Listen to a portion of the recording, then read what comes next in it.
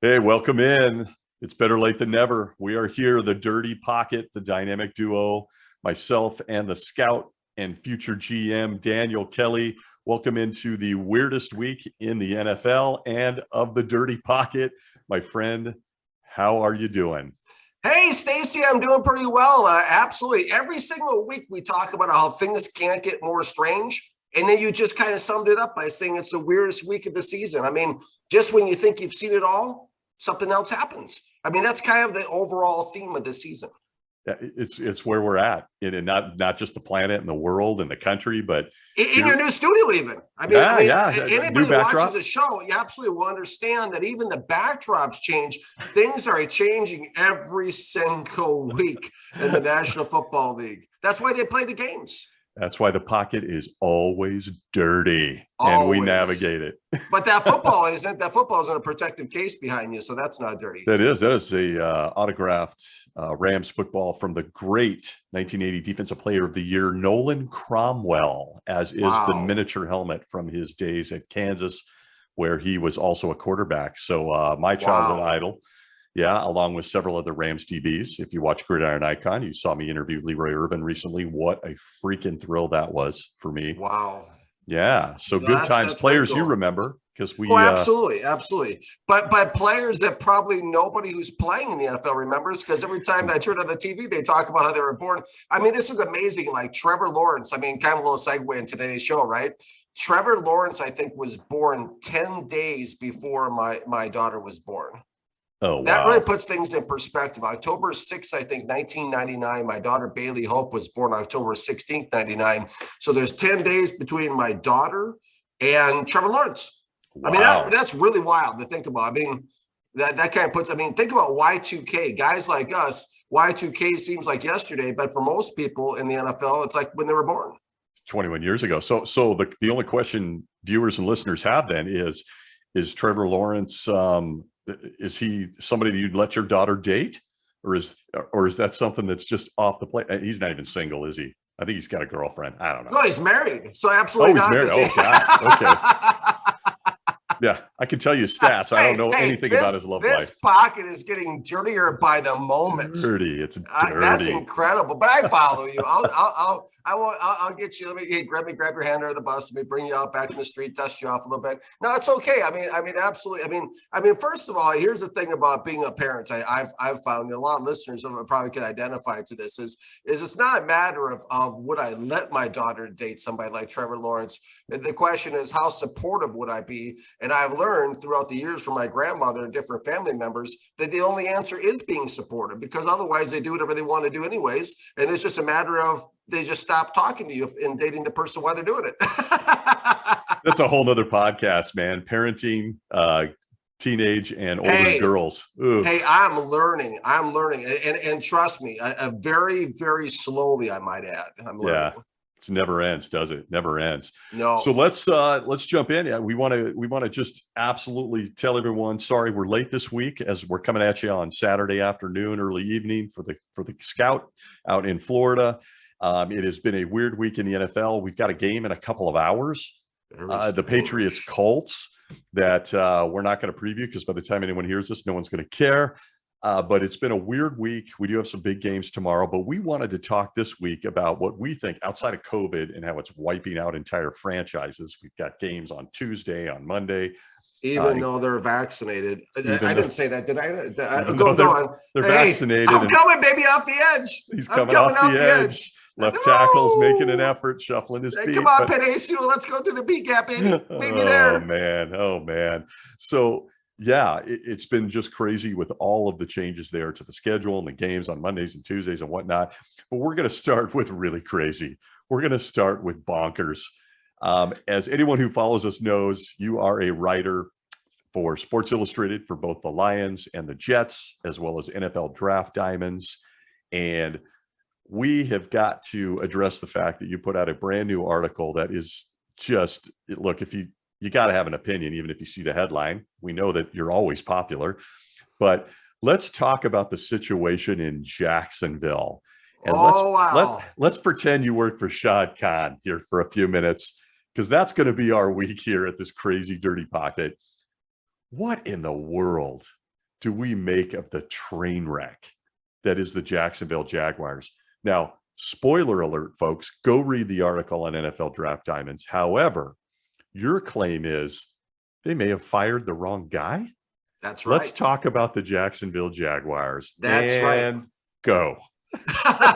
Well, first of all, understand that I'm not too far away from Jacksonville, not only a proximity from a map standpoint, because I'm in Key West, and of course Jacksonville's in northern Florida. So I'm in the same state, but also get this. Shad Khan, the owner of the Jacksonville Jaguars, last year when my wife Samantha and I were out on a boat ride on the ocean, Shad Khan's personal yacht went right past us. I took a picture with it even.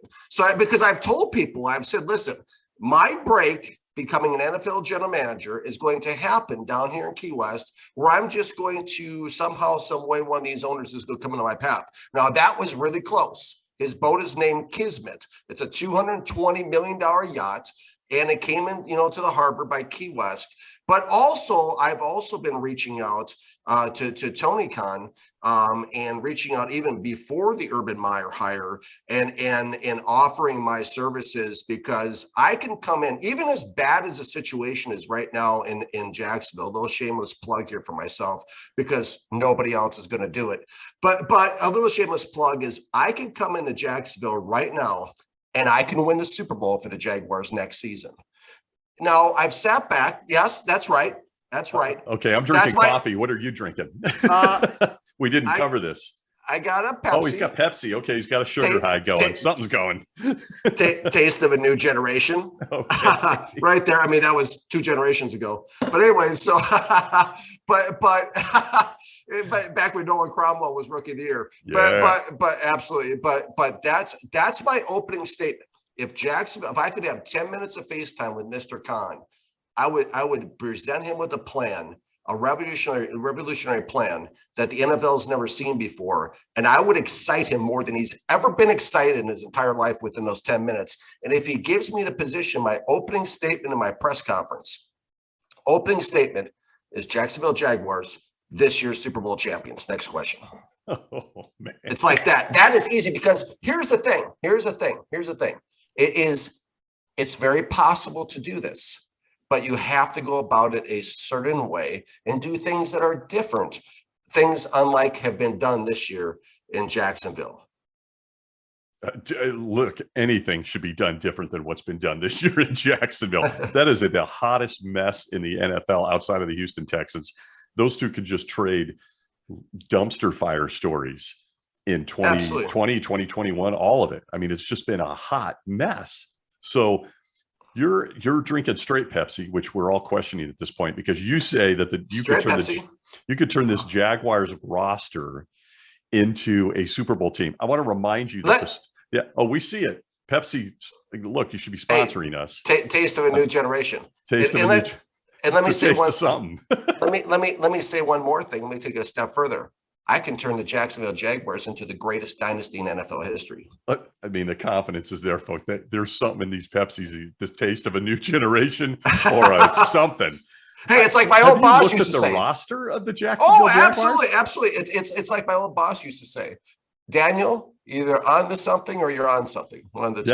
Yeah, I like your old boss. Yeah, absolutely. But you got to love confidence. It's sexy, man. I mean, you got to believe. Let's go. I worked with Trent Baalke, the general manager of the Jacksonville Jaguars right now. I was on staff with him. Matter of fact, I came into the NFL before Baalke was in the NFL. So I do know how to do this, and I've watched how it's done. But yeah, I've seen Jacksonville's roster. Absolutely. And we can win with that roster. Wow. Okay. You're blowing my mind right now.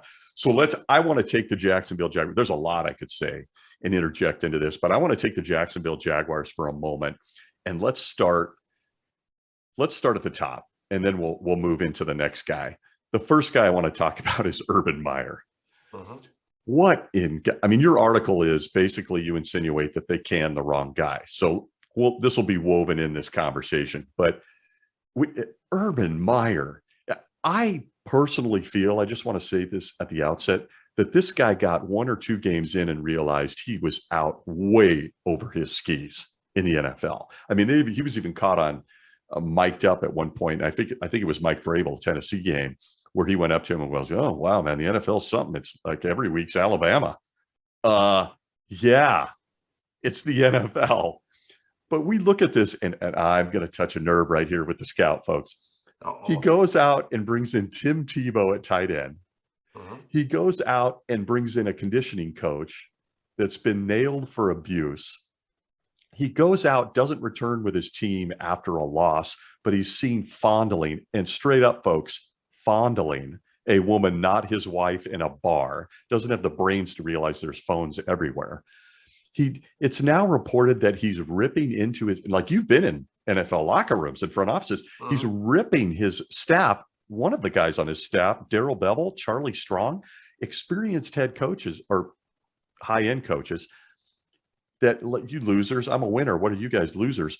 Then it comes out right before the firing that he's kicking Lambo, the field goal kicker, in warmups, like physically kicking a grown man who's a father, husband, and look, Urban Meyer is nuts, man. He either was tanking his life because he just wanted out, or he is off his rocker, not right. And it comes out today that they fired him with cause. He's not getting paid on this 5-year contract. General Manager Kelly, what say you on this nonsense? Is this guy bonkers? Does he get hired again? Let me say this, and those of you who are listening may want to turn up your volume for this. Here we go. I love you, Stacy. How you put the ball in the tee for me. It's so I did. apropos. I think he's nuts. So, okay, let me say this. Nothing comes out in the media except for what they want to come out in the media. The only leaks that happen in the National Football League are things that people within the league want to have leaked. I don't disagree with that, except when you're in a bar fondling a woman. But also, there's such a thing as I'm just saying there's a lot more to this. And now when I was in the NFL, okay, with the Jets for 4 years, okay, if you look at a dartboard at a bar, I was on the very outside of the dartboard. I was like, the dart was kind of sticking sideways, on the other side, kind of sticking out the side. I mean, I was on the furthest outside of the dartboard in the inner circle you could get to. And I was around enough of this stuff and talked to enough people who were much, much closer to the bullseye than I was to know the level of politics and the level of things that happen at this level. Okay. Fair enough. There was a power struggle. I'll be the only person in America to say this. Okay. You won't hear this on any of the major networks, but I know people, like I said, I work with Balky. I know people. There was a power struggle within the Jacksonville Jaguars organization between Balky and head coach Urban Meyer. I'll say that. And so there's politics involved. It could be involved. I don't know all what happened, but I do know that things, it was just convenient. It's almost like when Jay Gruden got fired in Washington, all of a sudden a video conveniently leaked of him supposedly being on the sidewalk smoking pot or something, hanging out with, you remember that? You remember that? Oh, that yeah. video? I remember those stories. It went viral. Okay. Yeah. These stories always have a way of leaking just at the right time. John Gruden with the emails, different things that happened. Not going to deny those. Yeah. Different things that happened. There's been scandals in the past. I remember a time where Dick Vermeil, you'll remember him, of course. He was at the podium saying something on Sirius Radio, and somebody had told me the story. It was secondhand, but they asked Coach Vermeil a question. He said, "Hey, if you want to really know what happens in the NFL, let me tell you." And they cut right to a commercial. And they cut it off. Okay. There's things that happen. This pocket is so dirty. Okay. I mean, it's dirty. It's dirty. Okay. You may need to get some Windex and clean off your screen as you're watching this, because the dirt may actually illuminate from your screen. But there's things that happen. There's a lot of things that happen and go on. Now, will he get another chance? Hey, I tell you what, when coaches with his resume, there's no question he'll get another shot with his resume. It's like an NFL player. Unless they're behind bars, the superstars will play on Sundays. That's the end of the story. They're going Oh to yeah. find a place to play. I mean, that's why we see a guy like Josh Gordon on his 10th or 11th chance now, or whatever it is. We Yeah. see these guys. Now, I'm only talking about the superstars and the accomplished coaches. They'll get another chance. I don't know if he'd be in the NFL. I don't know if he'd be in college, but there'll be another chance had. Interesting. I did not expect that answer from you. I think this guy's cooked, but your history's on your side. History's clearly on your side because there's always second and third chances. After a season, maybe a season, you see, after this is a hot topic, and maybe he takes a year off and goes boating and has some fun, and then all of a sudden it's in his blood still. He wants to come back, and by then everyone's kind of moved on. That's usually what ends up happening. I mean, listen, we've seen some tremendous scandals in the NFL. We saw the whole thing down there with the Saints involving Coach Sean Payton. Right? Yeah. Where's Sean Payton today? Greg Williams got another chance. That's a good point. Not one chance, but two chances, right? Two chances, Yeah. also with the Jets as well. And so these guys find a way to make their way back into the fold eventually. And it'll probably happen again. So okay, you bring up. It's hard to argue the Greg Williams Saints Bounty Gate thing. That's a good argument. But when I look at this thing, I mean, are we not seeing Bobby Petrino all over again? Remember that disaster? He's out with some woman and he's on a motorcycle and crashes. He just walks out on the team. Wasn't it the Dolphins? I think I can't remember who the team was. Bobby Petrino. This is Urban Meyer. This is Yeah, I know, but man, Urban Meyer now has quite a story. Let me ask you this, getting back to what we really love, which is the game. Is Urban Meyer a good NFL football coach from what we've seen? Well, I'll say this because okay. I'm about to basically go off on Trevor Lawrence here in just a minute. Again, I'm getting to the rookie. I is the only voice in America that said pre-draft put a 90% bust rate on Trevor Lawrence, time and date stamped in draft diamonds. I can say these kind of things. None of the other experts in America, in any network or any publication anywhere have talked like this except for me. So let me say this though.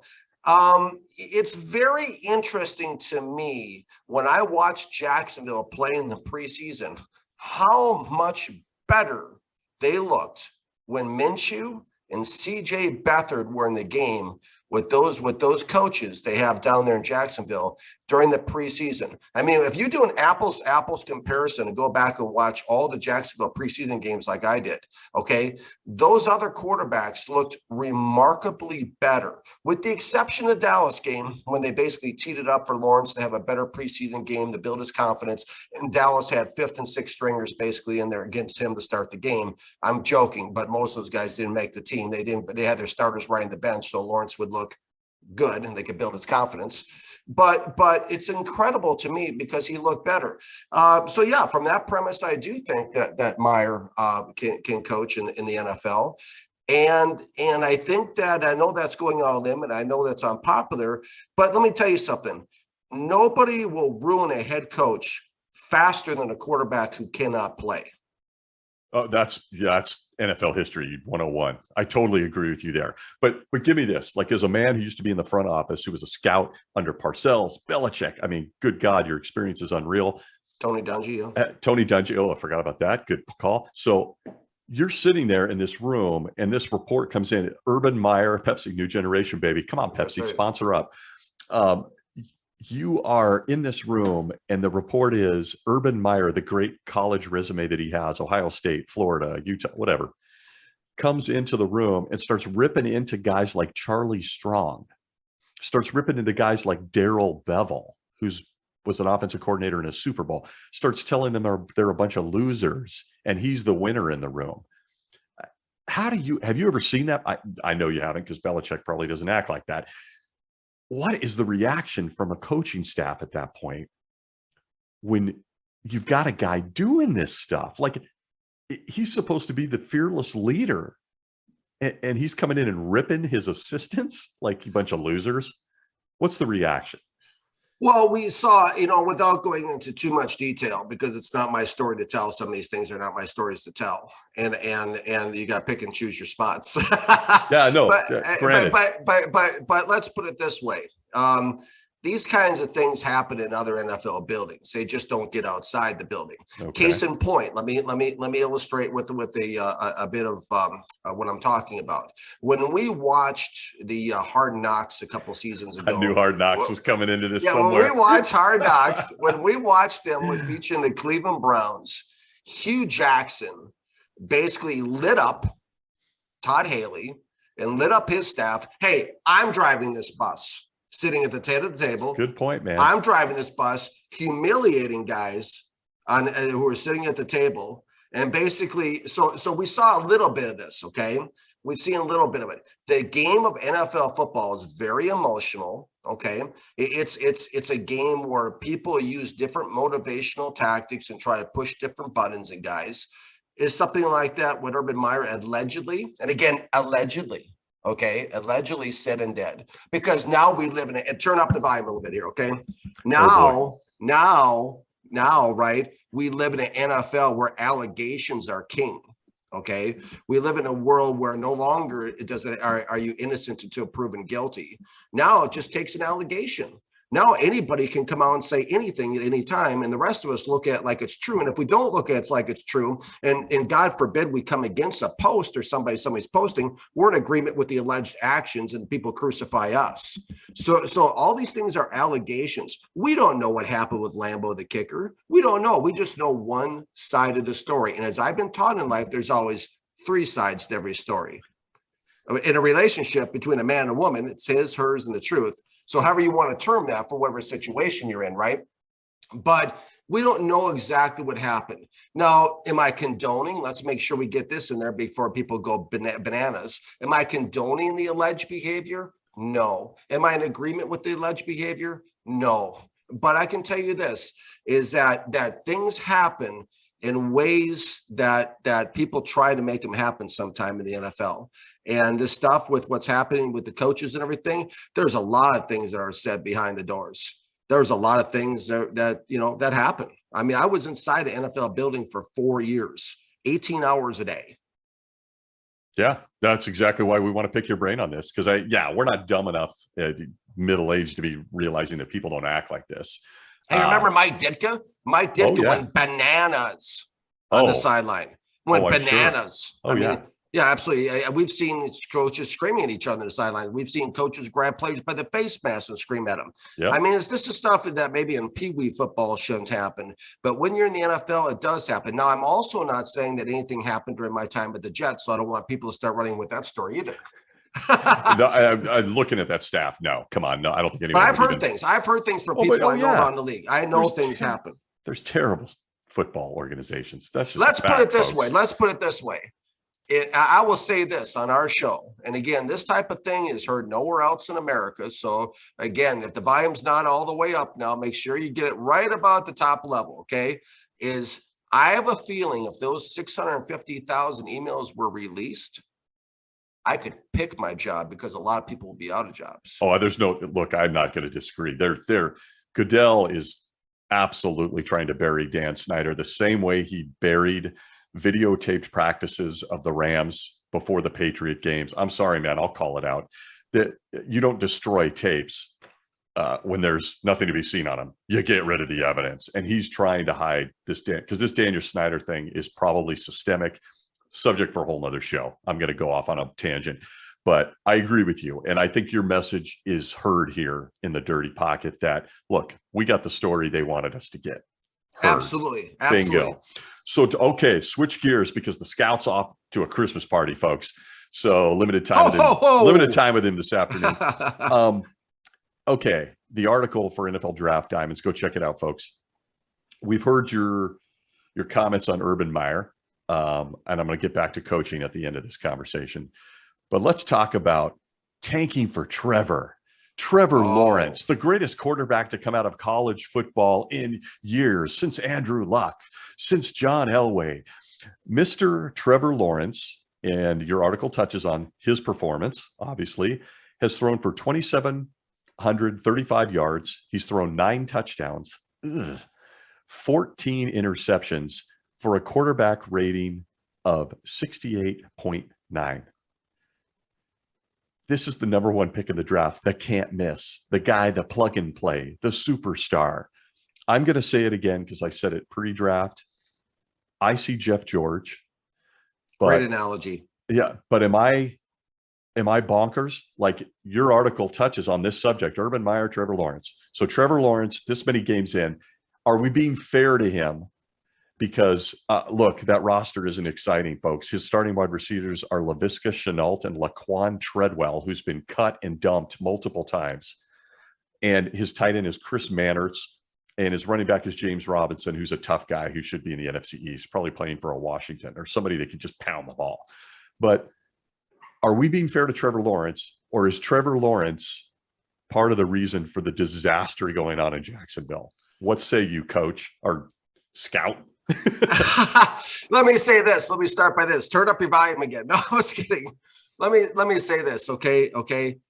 The rest of the world needed all the games this season to realize that Trevor Lawrence is a bust. I didn't even need the games. I didn't need the preseason games. I knew watching him at Clemson, he was going to be a bust. And I'll tell you why, exactly what I was seeing. I'm not one of these guys, like a lot of guys in the national media, who will just shoot from the hip with no background as far as what I'm talking about or accountability, okay? When I watched Trevor Lawrence, there was two things he did well at Clemson. Number one, he threw the ball well, very, deep. He can play deep, passes. But the way in which he did it was very alarming to me because he has a very adequate. All these college coaches run a play action fake in almost every drop back. The little thing when they pretend they hand the ball off. It's something Trevor Lawrence did all the time at Clemson, and it wasn't all that convincing. It wasn't Boomer Esiason, if you remember him, when he used to put the ball in his hip and the cameraman didn't know who had the ball, okay? No, this was just kind of going through the motion, Trevor Lawrence, play action fake. And by doing it, he artificially manipulated college defenses and held the safeties for a long enough period of time where the receivers would get open deep. He was a big fish in a small pond throwing the football against lesser levels of competition than the NFL has to offer. Okay, that's number one. Number two, Trevor Lawrence threw the most screen passes in the country last season at Clemson, 87. Go check out the stats. So he threw the ball very well short, and he threw the ball, I would say, manipulate throwing the ball deep very well. He was not that good on the intermediate route level. And what I mean by that is, like most college coaches, they only throw the ball once the receiver has made his break off his route or is running open. You cannot do that in the National Football League. If you don't know how to throw timing passes in the NFL, you're going to get killed. It's pure and simple, because these defensive backs will read the eyes of the quarterback, and a lot of times they're wily enough to bait the quarterback even and give that little extra cushion before they end up on Sports Center and they do a pick six and they jump the route, right? So that's what we've seen. Now, when we look at Trevor Lawrence, okay, so coming into this thing, not only that, but he had a very elongated throwing motion, pointed out March 5th, NFL draft diamonds, way before Trevor Lawrence even came out with the Sports Illustrated story and said he doesn't give a damn if he wins or loses in the NFL. This was before that even. But big elongated throwing motion. Bad news. Gives defensive backs even more time to react, more time to read basically down the field. And so what we're seeing, okay, is what this is equated to is Trevor Lawrence having a tie for the league lead with 14 interceptions with Joe Burrow in Cincinnati right now. That's what we've seen. We've seen a quarterback who cannot really throw the ball that way. And in the preseason, what we saw, I thought he was very herky-jerky in his tempo and rhythm on the offense. He has not built any chemistry at all with the wide receivers. And it's just a bad fit overall. And so that's what I'm seeing. So to me, there's reasons why I was the only person in America again that put a 90% bust rate on who people thought basically almost walked on water. They thought this guy was a generational talent. Oh, yeah. They said it's a can't miss guy. One of my scouting director friends told me that they're going to nickname me the new quarterback whisperer if I hit on this guy, because he says they're going to look at you like a prophet. Listen, this stuff isn't rocket science. It's simply turning on the film, not drinking the Kool-Aid of the national media and the narratives, everyone that's feeding everybody, watching the film and writing what these guys are actually putting on film. These are not my opinions. This is the stuff Trevor Lawrence did on film. And so to me, it was a surefire bad situation to begin with. And then on top of it, you bring him into a bad team, as you point out, Stacey, with not much talent around him, which of course is another element of this whole thing as far as personnel and acquisitions and stuff. But yeah, no, Trevor Lawrence never had a chance. Does not have a chance. I don't care if they dig up Vince Lombardi and bring him back to the sidelines. He will not win in the NFL. And I credit you, Stacey, because you're the person that came up with the analogy that I think is a bullseye on this. This guy is the next Jeff George. He'll leave Jacksonville. He'll bounce around to another 2-3 teams after this because everybody's going to think they're so smart and they're going to be the ones to turn this guy around. Yeah. And they're going to be in love with the arm and this and that and the other. But there's just, he's, and I had a Jacksonville Jaguars fan even reach out to me on Twitter. And most of the times when people reach out, it's to share with me, they know every swear word in the book. But this guy actually reached out to me, right? And he said, listen, I just want to let you know that I've gone to all the Jaguars games this season.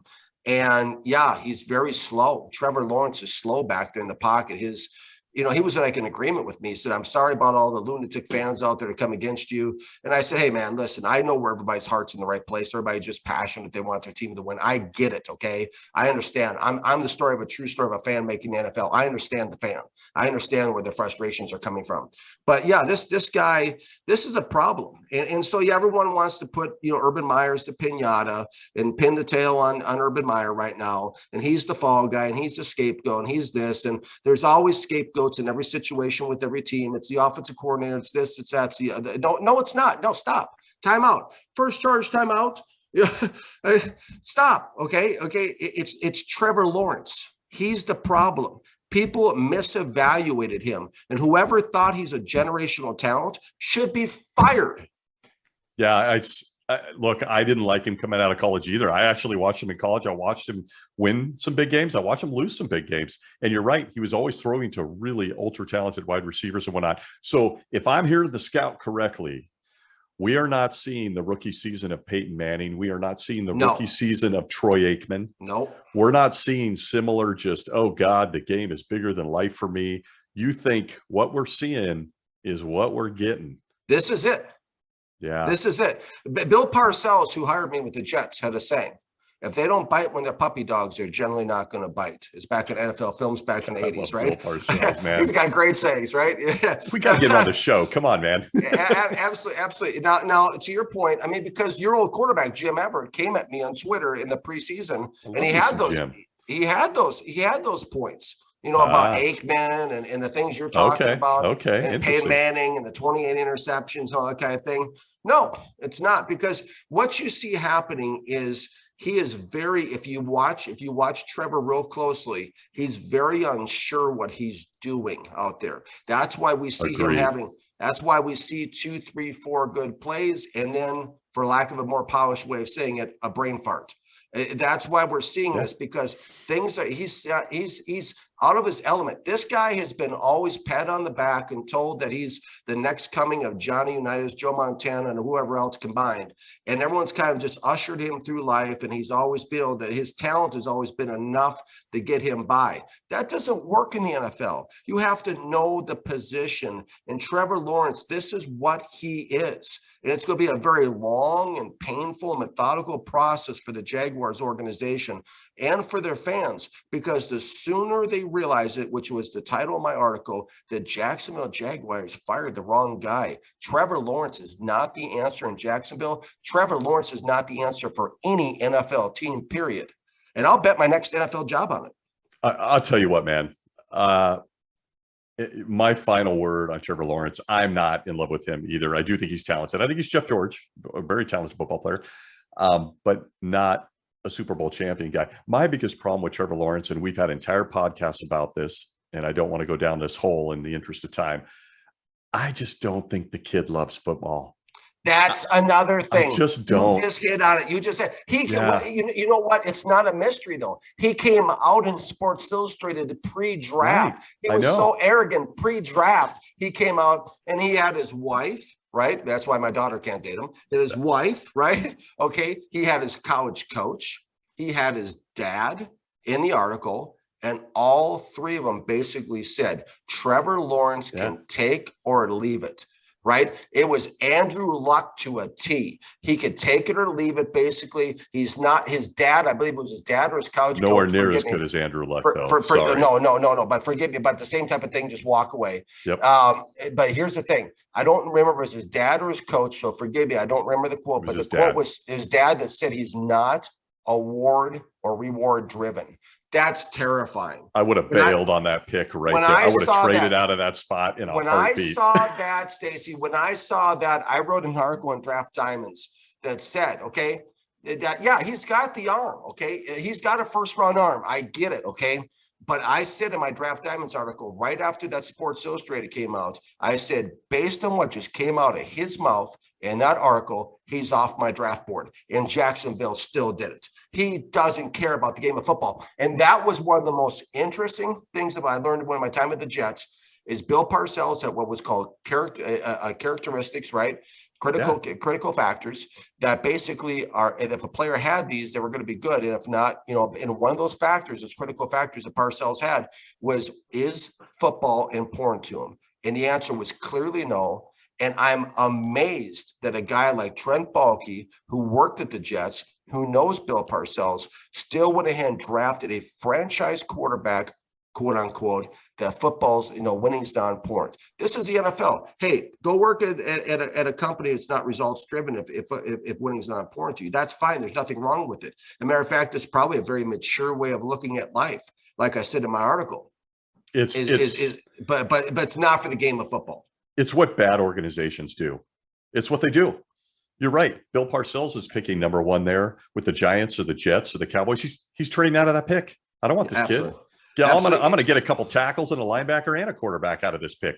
It's what bad organizations do, and I think that we're going to see it bear out with the Jacksonville Jaguars. I'm with you 100%. My take on the Urban Meyer and Trevor Lawrence debacle is this: I don't think either of them are bringing. Obviously not Meyer, but I don't think Trevor Lawrence is either. I don't think they're bringing a championship to Jacksonville, and I'm sorry, Jaguar fans. I feel bad for Jaguars fans. I do too. I feel bad. Yeah. I feel bad for organizations that are not seemingly committed to. I mean, it's when you bring in a quarterback that basically screams through a megaphone that he doesn't give a damn if he wins or loses. It's awful. I'm out. I am out on that right now because this is not an easy game to play. So, okay, in the interest of time, as we wrap up the dirty pocket this week, and boys have been dirty, but we've been moving. We're not going to do picks this week because by the time people see this, we got the weirdest NFL schedule in history: Sunday, Monday, Tuesday. We're going to go with the Daniel Kelly predictions. Prediction, excuse me. I'm going to ask you one question to close out the show this week, my friend. Who is going to take the head coaching job for the Jacksonville Jaguars? Who? Jim Caldwell. Jim Caldwell. Yes. Okay, so we're going minority Rooney Rule. We're going to get Caldwell back in football. Good coach, did more with the Lions than anybody else did. So you think Jim Caldwell? You don't think Bieniemy? You don't think Byron Leftwich? No. Okay. And here's why, really quickly, in the interest of time, here's why. There is not one hot name out there for a coordinator who will dare die on the hill in Jacksonville. And what I mean by that, here, check this out, right?